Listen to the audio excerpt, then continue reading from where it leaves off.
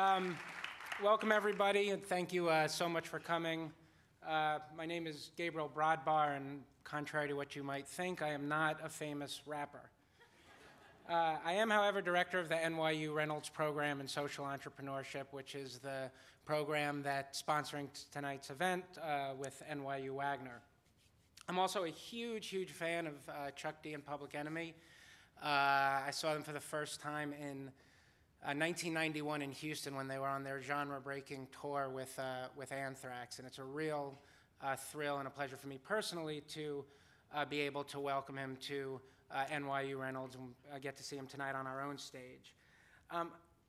I just want to take a quick second and tell you a tiny bit about the Reynolds program. The NYU Reynolds program in social entrepreneurship finances, tracks, trains, and encourages students from across the university who want to become the next generation of social entrepreneurial change makers. You might be thinking, well, what's a social entrepreneur? A social entrepreneur is someone who sees new possibilities in how to solve the world's problems.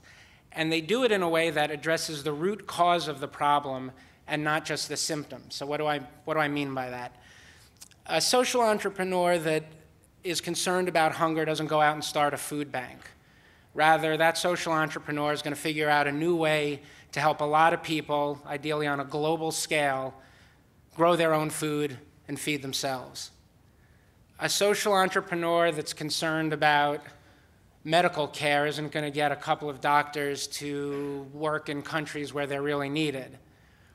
Instead, that social entrepreneur is going to come up with new cell phone-based networks so that doctors in all corners of the globe can stay connected and get real-time, life-saving information for their patients.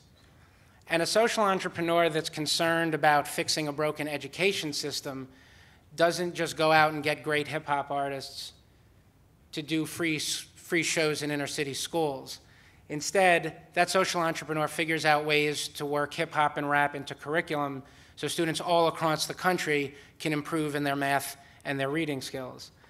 Now, all of these are real examples of what Reynolds fellows and scholars are doing right now. And they come to Reynolds to turn these great ideas that they have into reality, and they do it in sustainable and ideally very large-scale ways.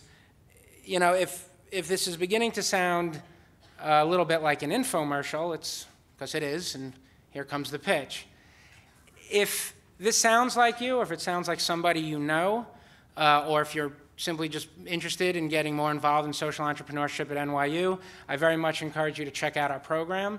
The deadline for our 2009 class of fellows and scholars is right around the corner, and there's a ton of stuff going on all semester long like this that the entire university community can participate in.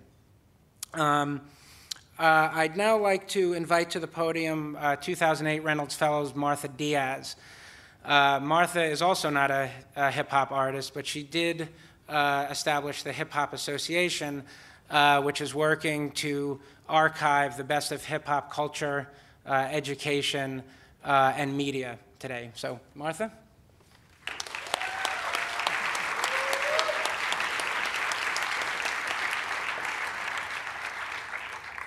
Good evening.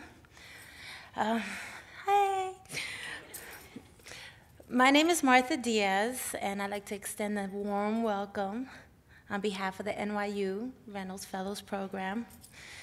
We're here tonight to set off the 2008-2009 NYU Reynolds Program's Social Entrepreneurship in the 21st Century Speaker Series with someone who has inspired to action millions of people around the world, and I am no exception. As a first-year Gallatin graduate student and 2008 Reynolds Fellow in social entrepreneurship, working on a degree in hip-hop as a tool for human rights and social change, I can say without a doubt that Chuck D has been a major influence in my work and a true mentor in my study. When I founded the Hip Hop Association, which seeks to facilitate critical thinking, education reform, cross-cultural unity, and civic engagement. He was instrumental in showing me how to create platforms and organize the community. But he also has been a true friend. As a young mother going through some tough times, he was a beacon of hope, giving me encouraging words and lending me resources and providing me work so I can get back on my feet. Thank you, Chuck. To all of us, he's one of the most recognizable voices around the world, impacting millions of people through his music, activism, and entrepreneurial ventures. He's nothing short of an icon.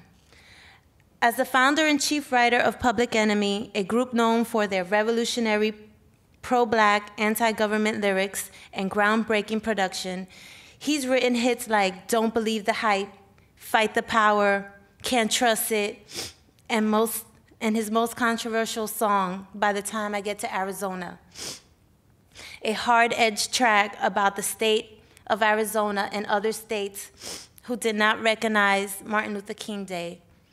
Needless to say, that problem was taken care of, and all the 50 states celebrate the holiday today. For all his global impact, he remains someone who never has forgotten where he came from, and his desire to impact one-on-one is as strong as his desire to impact the world. I remember visiting his home in Roosevelt, Long Island, to meet him for the first time to conduct an interview for a radio show. How welcoming and approachable he was. His boys were cracking jokes in the background, and members of his family were in the other room. To this day, he still gives his real email away, and, so people can reach him directly. No, I don't know if he'll give his email today, but I know he means it when he says, my job is to inspire art and artists, and he does it through his million-selling albums and meeting people face to face.